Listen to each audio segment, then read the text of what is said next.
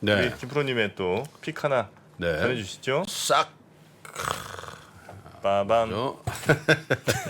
이탈리아 속보가 지금 막 그 보도가 되고 있는데요.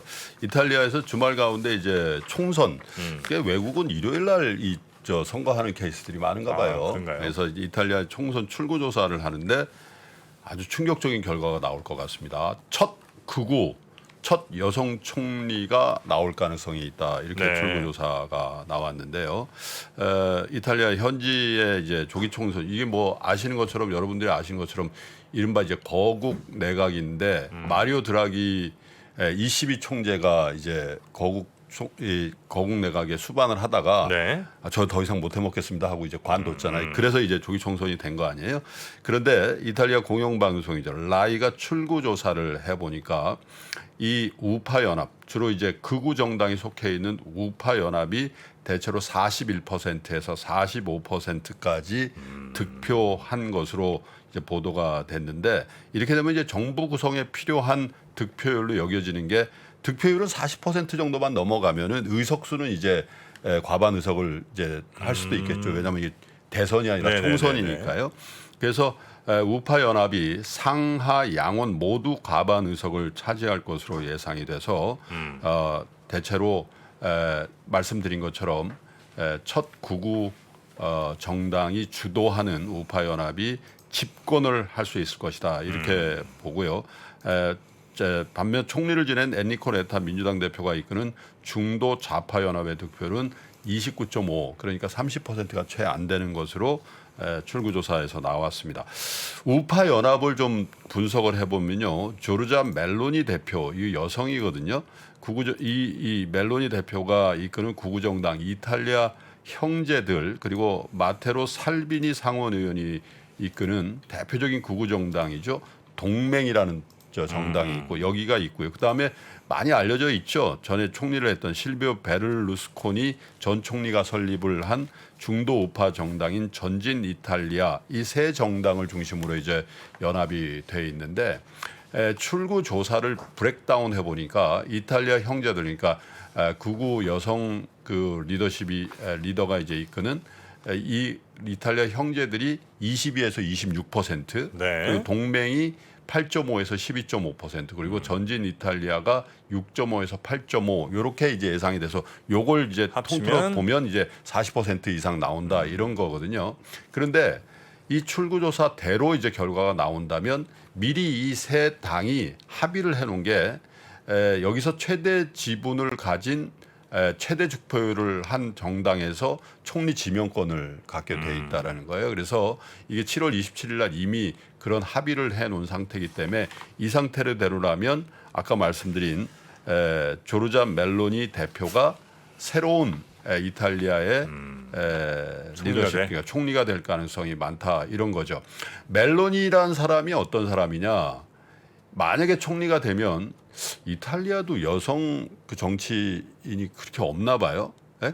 처음 여성 이제 총리가 되는 건데, 그리고 이제 베니토 무솔리니 집권 이후에 첫 극우 성향 지도자가 총리에 된다는 거죠. 그래서 외신들은 이렇게 헤드라인을 씁니다. 유럽에서 가장 위험한 여성, 여자 무솔리니, 이렇게 이제 별명을 붙여놓고 있는데, 네.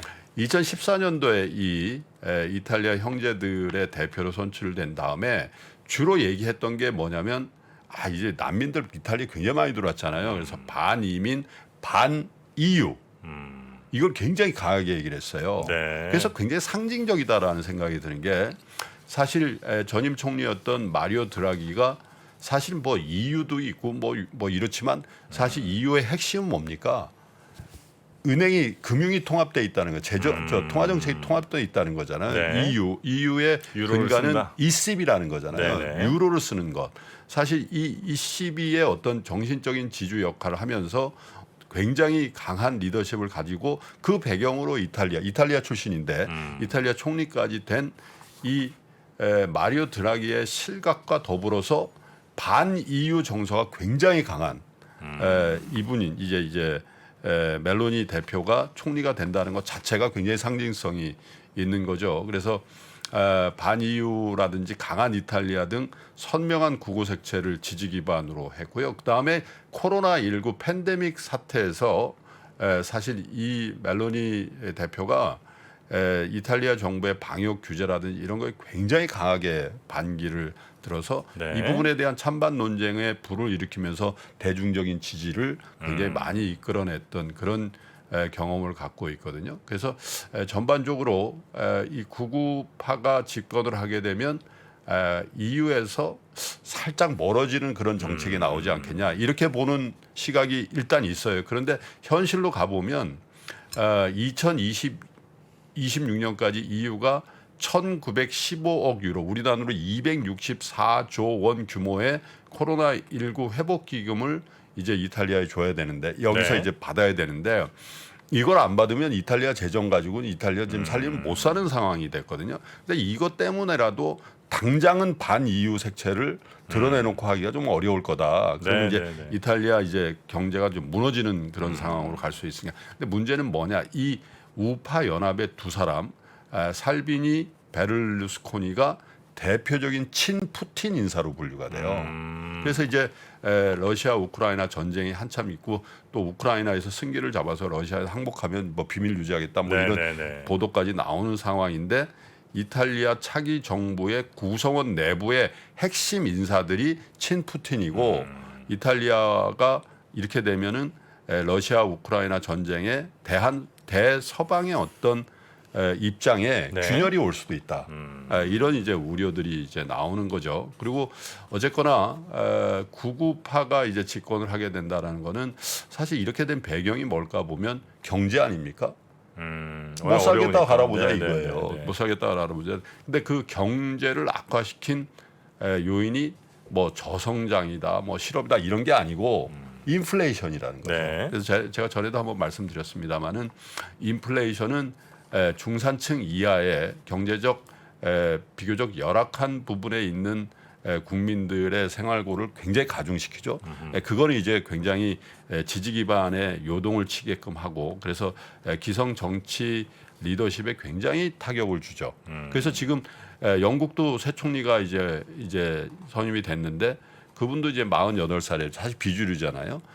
여성 총리가 됐고 여기도 이제 비슷한 나이에 여성 네. 총리가 되고 여기도 당연히 비주류인데 그래서 유럽 전반적으로 보면 어떻게 보면 비주류에 속해 있는 극우 혹은 극좌 이런 쪽으로 갈 가능성. 여긴 극우인데 또 극우 연합인데 푸틴하고 친한 이것도 좀 아이러니예요. 그렇죠? 네. 이런 상황에서 유럽 전체적인 어떤 시스템 리스크까지도 우려될 수 있는 이제 그런 이제 정치적 이벤트가 이탈리아에서 결과가 지어지는 것 같고 이게 또 전 세계 금융시장에 어떤 파장을 불러일으킬지도 우리가 좀 조심스럽게 네. 지켜봐야 될 것 같습니다. 네, 이탈리아 새 총리 소식까지 오늘 쭉 전해드렸고요.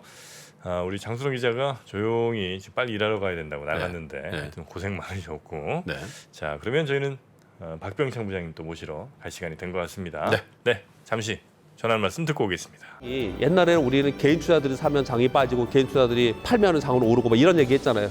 그런 얘기하는 사람들은 정말 진짜 이제 물러나야 돼요. 제 경험상 캐시가 최고입니다. 10년 있으면 엄청난 기회가 와요. 평일 600석 전석 매진 2022 하반기 자산시장 대전망이 온라인으로 출시됐습니다. 우리는 펀드 매니저가 아니에요. 그리고 우리는 전문가가 아니에요. 왜 자꾸 우리가 전문가가 되려고 그래요? 아파트 사고 뭐 재산 올라오고 그게 다 내 덕인 줄 알잖아. 근데 중앙은행 덕이라고. 거기서 내셔줄 때 같이 들어가야 돼. 근데 지금 들이마시는데 그 앞에다 대면 빨리 들어가지. 주식 부동산 투자에서 꼭 알아야 할 핵심 포인트를 압축한 5시간의 강의 2022 하반기 자산시장 대전망. 자세한 사항은 3프로TV 영상 하단의 댓글을 확인해 주세요.